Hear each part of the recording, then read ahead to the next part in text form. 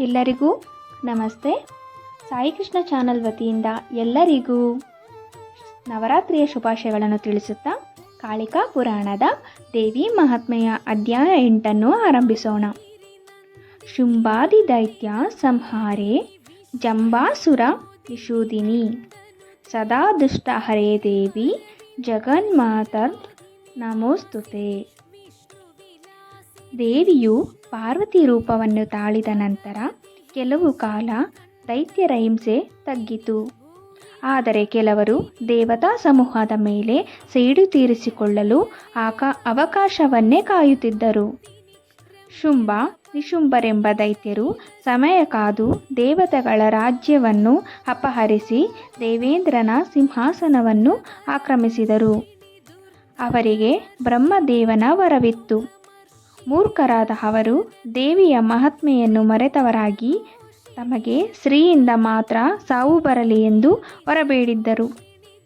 ದೇವತೆಗಳು ಹಿಮಾಚಲಕ್ಕೆ ತೆರಳಿ ದಾನವರ ಕಾಟವನ್ನು ದೇವಿಯಲ್ಲಿ ನಿವೇದಿಸಿಕೊಂಡರು.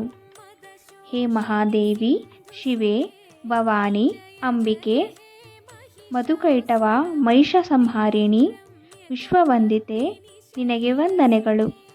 ನಮಗೆ ತೊಂದರೆ ಒದಗಿದೆ, ಈಗ ನಮ್ಮನ್ನು ರಕ್ಷಿಸು ಎಂದರು.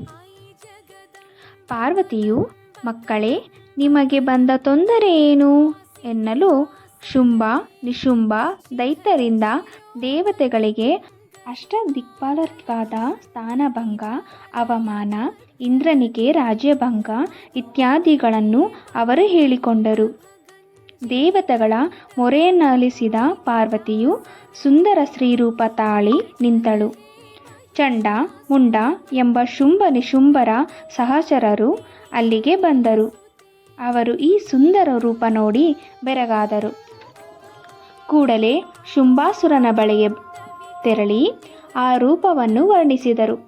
ಶುಂಭಾಸುರನು ಆ ದಿವ್ಯ ತರುಣಿಯನ್ನು ನೋಡಿ ಬರಲು ಸುಗ್ರೀವನೆಂಬ ದೂತನನ್ನು ಕಳುಹಿಸಿದನು.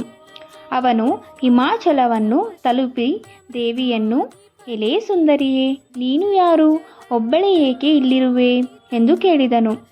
ಪಾರ್ವತಿಯು ತಾನು ವನಚಾರಿ ಎಂದು ತಿಳಿಸಿದಳು. ಸುಗ್ರೀವ ದೈತ್ಯನು, ನೀನು ಏಕಾಂಗಿಯಾಗಿರಬಾರದು, ನಾನು ಶುಂಭ ನಿಶುಂಭರೆಂಬ ಮಹಾವೀರರ ದೂತ.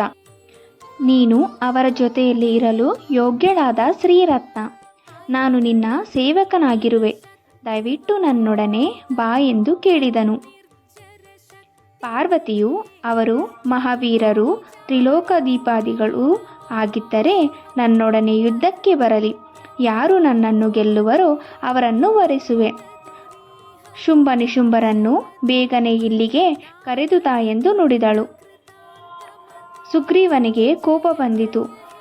ಹೆಣ್ಣಿನೊಡನೆ ಯುದ್ಧವೇಕೆ, ನಾನೇ ನಿನ್ನನ್ನು ಅಲ್ಲಿಗೆ ಎಳೆದೊಯ್ಯುವೆ ಎಂದು ದರ್ಪದಿಂದ ಹೇಳಿದನು. ದೇವಿಯು, ಇದು ನನ್ನ ಪ್ರತಿಜ್ಞೆ, ನೀನೇ ಅವರನ್ನು ಇಲ್ಲಿಗೆ ಕರೆದು ತಾ ಎಂದು ಹೇಳಿ ಸುಗ್ರೀವನನ್ನು ಕಳುಹಿಸಿದಳು. ಸುಗ್ರೀವನು ಶುಂಭನಿಗೆ ನಡೆದ ಸಂಗತಿ ತಿಳಿಸಲು ಅವನು ಕ್ರೋಧದಿಂದ ತನ್ನ ಸೇನಾನಿ ದ್ರುಮಲೋಚನನ್ನು ದೇವಿಯನ್ನು ಹಿಡಿದು ತರಲು ಕಳುಹಿಸಿದನು. ದ್ರುಮಲೋಚನನು ಸೇನಾ ಸಹಿತನಾಗಿ ಹಿಮಾಚಲವನ್ನು ತಲುಪಿದನು. ದೇವಿಯನ್ನು ಕಂಡು ಅಹಂಕಾರದಿಂದ, ಶುಂಭನ ಆಜ್ಞೆಯಂತೆ ನನ್ನೊಡನೆ ಬಾ ಎಂದು ಅಬ್ಬರಿಸಿದನು. ದೇವಿಯು ಹುಂಕಾರದಿಂದಲೇ ಅವನನ್ನು ಸುಟ್ಟು ಭಸ್ಮವಾದನು.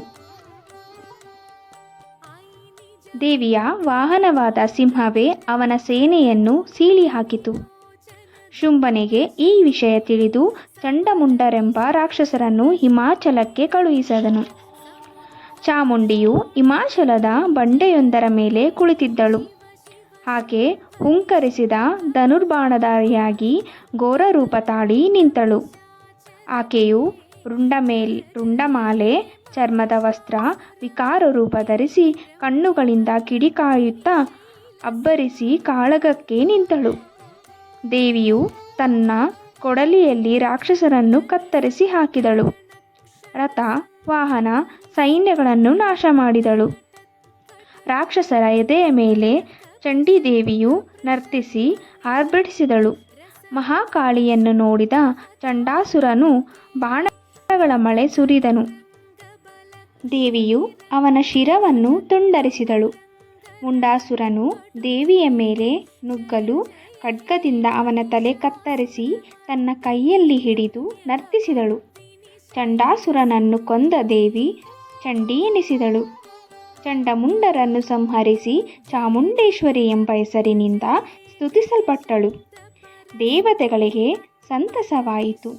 ರಾಕ್ಷಸ ಕುಲವು ನಾಶವಾಯಿತು ಎಂಬಲ್ಲಿಗೆ ದೇವಿ ಮಹಾತ್ಮೆಯ 8ನೇ ಅಧ್ಯಾಯವು ಮುಗಿಯಿತು.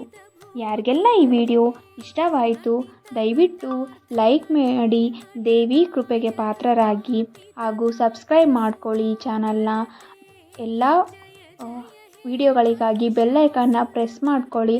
ಆಲ್ ನೋಟಿಫಿಕೇಷನ್ನ ಆನ್ ಮಾಡ್ಕೊಳ್ಳಿ. ಕಮೆಂಟಲ್ಲಿ ಓಂ ದುಂದುರ್ಗಾಯ ನಮಃ, ಓಂ ಚಾಮುಂಡಾಯ ನಮಃ ಅಂತ ಹೇಳಿ ಕಮೆಂಟ್ ಮಾಡಿ ದೇವಿ ಕೃಪೆಗೆ ಪಾತ್ರರಾಗಿ.